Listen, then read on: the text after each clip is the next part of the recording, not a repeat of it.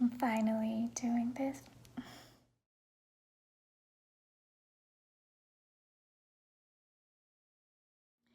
You could probably tell from my accent that I'm not from here originally. I was born and raised in Vietnam. I came here for school and I went to school for about 6 years. I graduated with a master in speech pathology and I'm currently working as a speech pathologist.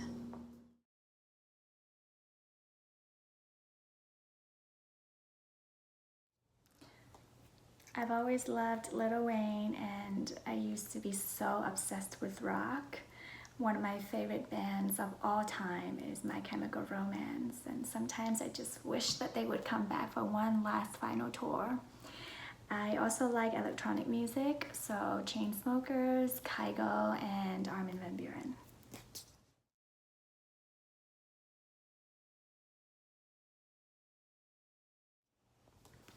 My favorite food is sushi. I love seafood, any sort of seafood.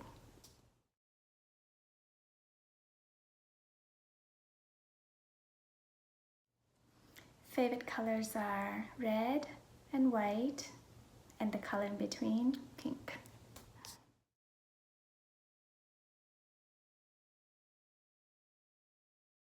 My pet peeves are poor hygiene and poor manner.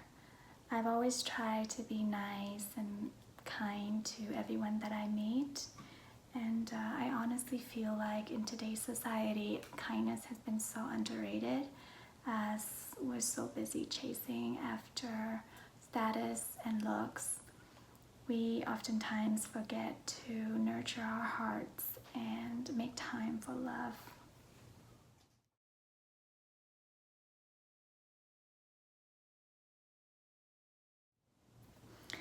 Whenever I have free time and not working, I sometimes paint. I love to paint when I have a certain emotion.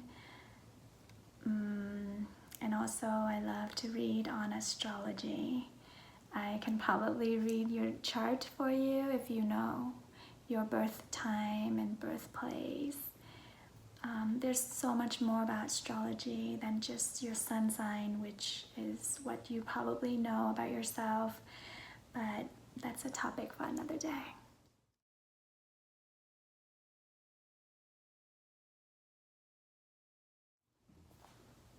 I would have to say Paris, the city of romance and love. After high school, I seriously considered studying abroad in France, but my father convinced me that the US is a better place to study. And while I don't regret coming here to study, I'm probably gonna make my way to Paris pretty soon. Another city is Santorini, but it's probably from all the Instagram photos that people take there.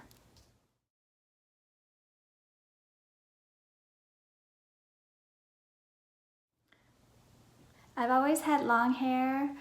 Don't really like short hair on myself. I recently just really chopped like 5 inches of my hair and I'm kind of feeling a little sad right now. It's not super long anymore, but it's probably good to get rid of all of the damaged ends. My hair care routine is not super complicated. I choose shampoos that don't have sulfate because I read on a few research articles that sulfate has been linked to causing cancer, and that's the ingredient that would cause bubbles when you're washing your hair. So if you choose shampoos that don't have sulfates, you might not see as many bubbles when you're washing your hair, but that's probably better for you in the long run. Sulfate can sometimes dry your hair out. So try to pick shampoos that don't have sulfate. After showering, I put this Moroccan oil on my hair. I can probably look it up on Amazon and include the link for it in the description box for you. just a quick blooper, but I just noticed that I speak with my hands a lot, and I say and so much. I'll be more mindful of that, but I'm not really used to talking to the camera like this, so bear with me.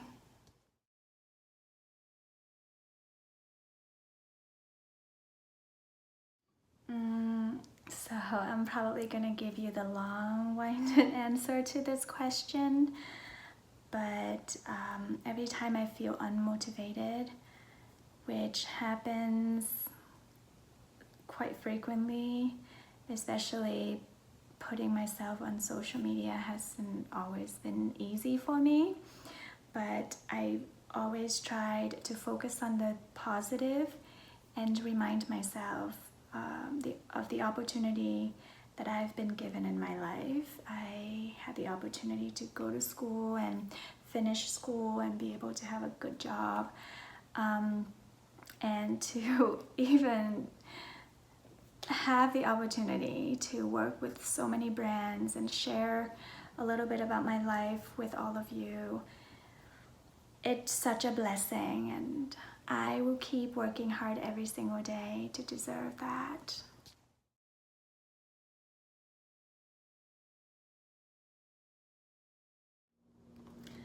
I am very grateful for my family, especially Grandma.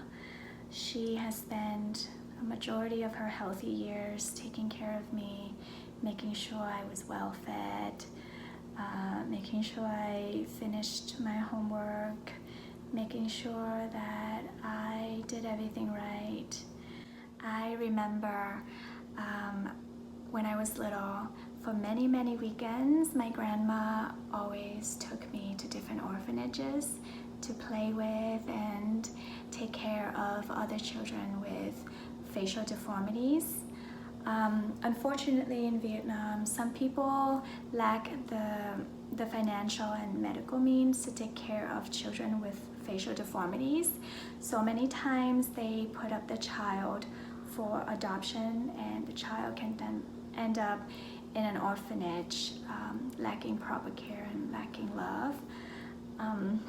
So really, growing up, I learned to be very appreciative of my health, and really, if you really think about it, your health is probably the most valuable thing that you have. It's something that you should be grateful for every single day.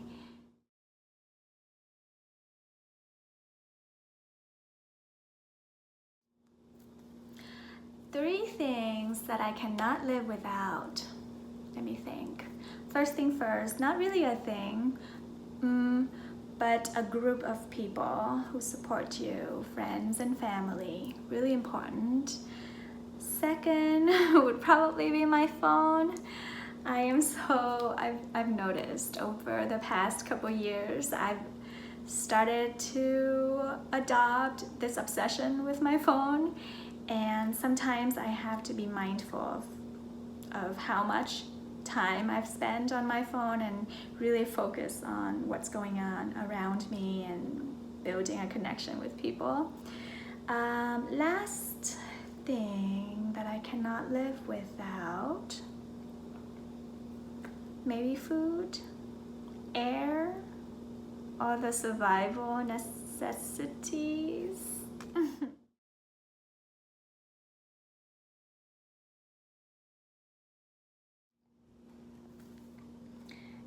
I am double jointed. I can bend my arms like that. I can bend my thumbs all the way around like that. It's kind of gross, but when I was little, I always joked around with my dad, like, ouch, I broke my thumbs. Wasn't funny to him, but was to me.